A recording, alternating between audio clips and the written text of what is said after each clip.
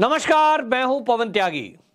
जुम्मे की नमाज के बाद देश के कुछ हिस्सों में हिंसा हुई और नुपुर शर्मा के विरोध के नाम पर जो प्रदर्शन हुआ उसमें सड़कों को घेरा गया। लेकिन पश्चिम बंगाल में हिंसा का ऐसा तांडव हुआ कि 3 दिन हो गए हैं, अभी तक हिंसा शांत नहीं हुई है। वहां दुकानों को लूट लिया गया, वहां सड़कों को जाम किया गया, यहां तक कि हाईवे को 12 घंटे तक जाम किया गया। इस सब को लेकर के वहां जो भारतीय जनता पार्टी के लीडर हैं वो केंद्र से आग्रह कर रहे हैं कि पश्चिम बंगाल को सेना के हवाले कर दिया जाए और यहां राष्ट्रपति शासन लगाया जाए, वरना पश्चिम बंगाल को बचाया नहीं जा सकता।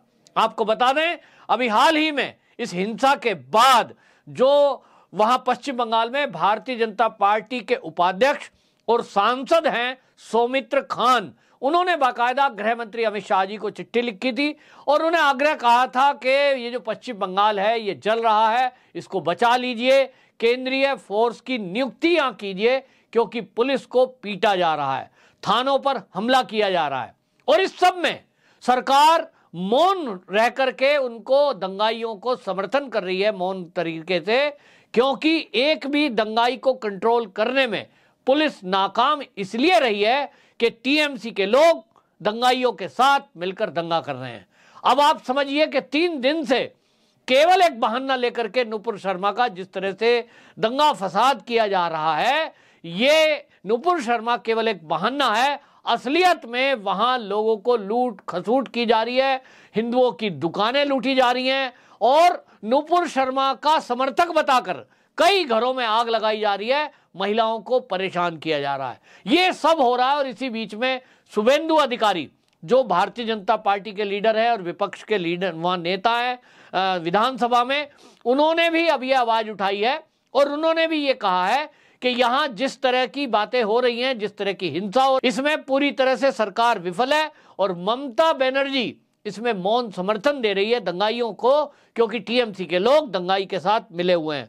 शुभेंदु अधिकारी ने बाकायदा इसको लेकर के आवाज उठाई है और उन्होंने भी ये कहा है कि दुकानों को लूटने का काम हो रहा है और टीएमसी के लोग ये आम जनता को वहां परेशान करने में लगे हुए हैं। वहां पर बमबाजी की जा रही है, रेलवे स्टेशन पर हमला हो रहा है, सरकारी संपत्तियों को नुकसान पहुंचाया जा रहा है। और इस सब में आप देखिए एक बड़ा वर्ग जो लगा हुआ है वो है जो बांग्लादेशी घुसपैठिए हैं या रोहिंग्या हैं, क्योंकि बांग्लादेशी घुसपैठी हो या रोहिंग्या, इनको हमारे देश से कोई लेना देना नहीं। हमारे जो सरकारी सामान है उस पर ये आगाजनी करें, उनमें आग लगा दें, हमारे देश का नुकसान है। ममता बनर्जी ऐसे समय में मौन क्यों है, सवाल ये है। इस पर आपको बता दें, कुछ जो है वहां मुस्लिम नेताओं के, कुछ वहां मौलानाओं के वीडियो वायरल हो रहे हैं जो ये कह रहे हैं कि ममता बनर्जी को हम बताना चाहते हैं कि उनकी सरकार हमारे रहमो करम पे बनी है, हमने बनाई है और इसलिए आपको हमारी बात सुननी होगी। यानी एक तरह से जो उलेमा हैं, जो ये मौलाना हैं, ये ममता बनर्जी को सीधा सीधा धमका रहे हैं कि हमने तुम्हारी सरकार बनाई है, इसलिए हम जो करें वो करें, आप कोई कार्रवाई नहीं करेंगे। और शायद इसी का नतीजा है मुर्शिदाबाद में जिस तरह की हिंसा हुई, जिस तरह से हावड़ा में 12 घंटे तक नेशनल हाईवे जाम रहा और वहां कोई कार्रवाई पुलिस के द्वारा नहीं हुई। पुलिस ने अगर किसी ने कुछ काम करने की बात सोची, दंगाइयों को इधर उधर करने की बात सोची, तो पुलिस को घेर कर मारा गया, पुलिस कर्मियों पे हमले किए गए। पुलिस मूक दर्शक तब बनी रही जब हथियार भी उनके पास थे। सवाल यह है कि इस समय पश्चिम बंगाल में ये चल क्या रहा है। असल में चुनाव के बाद से जिस तरह की हिंसा हुई, उस हिंसा के बाद हमने देखा कि एक विशेष वर्ग को टारगेट किया जा रहा था, जो भाजपा के समर्थक बताकर उनके ऊपर हमला हो रहा था, हिंदुओं के ऊपर हमला हो रहा था। और उस समय भी चुनाव के बाद ये पूरी एक योजनाबद्ध तरीके से काम किया जा रहा था इन रोहिंग्याओं के द्वारा, क्योंकि जो बस्ती है उन बस्तियों में ये इस तरह की दहशत फैलाकर ये तय करना चाहते थे कि जो हिंदू हैं वो यहाँ से मोहल्ला छोड़कर चले जाएं, ताकि उनका एक अधिकार हो जाए और वो ही पश्चिम बंगाल में रहें। इस तरह का षड्यंत्र किया गया। और अब जिस तरह से देखने में आया है कि पहले भी दंगे हिंसा हुई है, लेकिन अब 3 दिन हो गया पश्चिम बंगाल में लूट, आगाजनी और बमबाजी होते हुए, सरकारी संपत्ति को नुकसान पहुंचाते हुए, पुलिस पे पथराव करते हुए। 3 दिन में पुलिस क्या इस तरह का सक्षम नहीं है कि वो दंगे को कंट्रोल कर सके? निश्चित रूप से पुलिस के अधिकारी कहते हैं कि हम कंट्रोल कर सकते हैं, लेकिन वो ऑफ द रिकॉर्ड ये बात बोलते हैं। वो कहते हैं साहब हमें ऊपर से आदेश नहीं है। आप देखें कि एक उत्तर प्रदेश भी हमारे देश का राज्य है, वहां दंगा होता है, दंगाई पूरी प्लानिंग करते हैं, मास्टरमाइंड पकड़ा जाता है तो पता लगा है कि 15 दिन से दंगे की तैयारी हो रही थी। लेकिन ये जो तैयारी थी ये पुलिस की नजर में थी। पुलिस का जो इंटेलिजेंस है उसका पता लगाता है और ऐसी 20 मस्जिद चिन्हित की जाती हैं कि जहां भीड़ इकट्ठी हो सकती है जुम्मे में, और वो जुम्मे की नमाज के बाद हल्ला कर सकते हैं।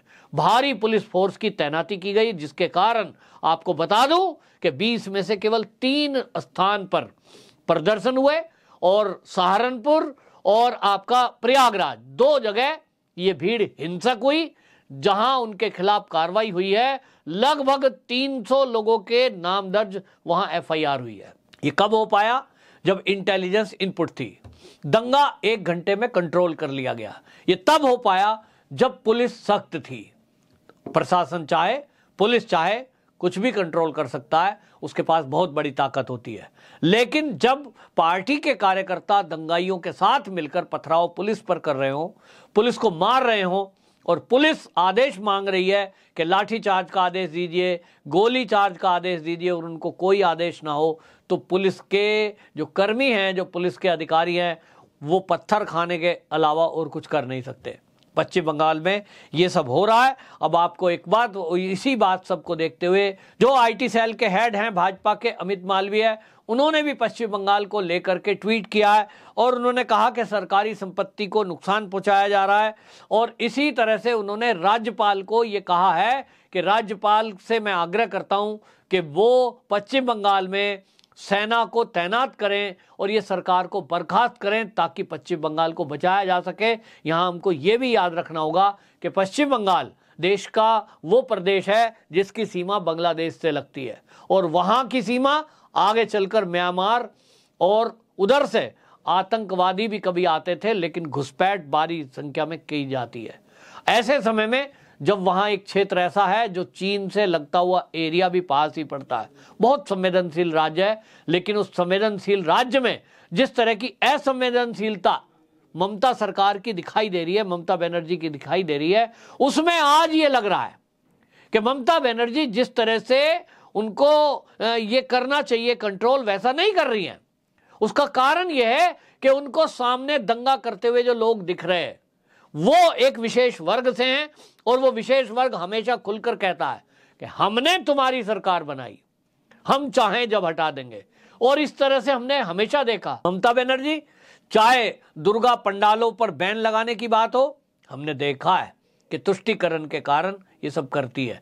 कलकत्ता की एक एडवोकेट सुमित्रा साहा ने बाकायदा कलकत्ता हाई कोर्ट के चीफ जस्टिस से यह आग्रह किया है कि आप मामले में संज्ञान लें और यहां सेना की तैनाती कराई जाए, क्योंकि जो राज्य की पुलिस है वो हिंसा को रोकने में नाकामयाब है। हावड़ा के अंदर जिस तरह से पिछले 3 दिन से हिंसा हो रही है, वहां आम जनता को परेशान किया जा रहा है, लूटपाट की जा रही है और वहां बमबाजी की जा रही है, जिस तरह से सरकारी संपत्तियों को नुकसान पहुंचाया जा रहा है, वहां एक तरफ इस सारी हिंसा से बेफिक्र ममता बनर्जी राष्ट्रपति चुनाव या फिर अगला जो है 2024 का विपक्ष का चेहरा बनने के जुगाड़ में इधर उधर बात कर रही हैं, और एक भी उन्होंने वक्तव्य इस हिंसा को लेकर के ऐसा कड़ा संदेश नहीं दिया तो दंगाइयों के लिए भय का कारण बने।